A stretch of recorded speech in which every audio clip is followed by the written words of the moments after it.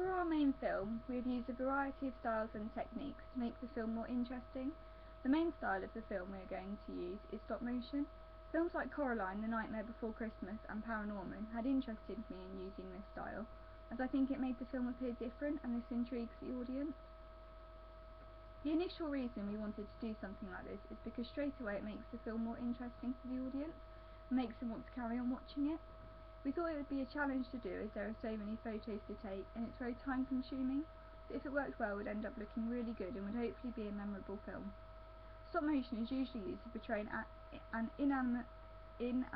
object as moving, but we thought it would make it more interesting if we used it to genuinely film normally, which is using people in the outside world, and so would give it a bit of a twist.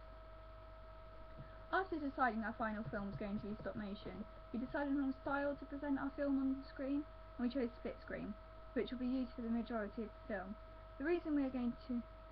choosing to do this is because then both characters, Poppy and Pete, can be portrayed at the same time and can be seen looking for one another in similar places,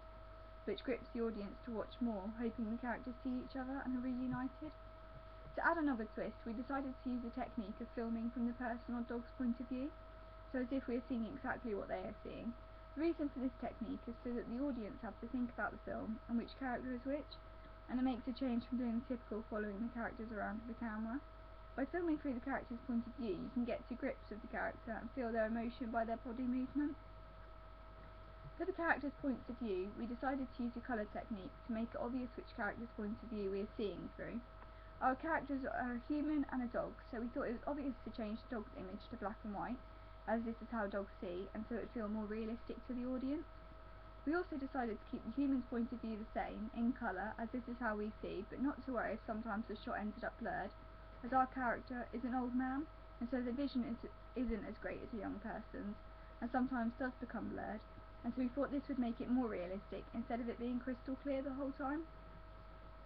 Another style and technique we are going to use is for our titles. Most films have them on screen in text,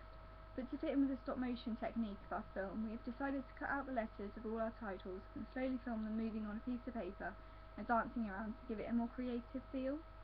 For one of our ancillary tasks, the poster promoting the film, we decided to use the style of a lost dog poster to fit with the storyline of the film. By doing this, we actually include a lost dog poster and a lost man poster and use fonts and colours that would be associated with the lost poster on it. So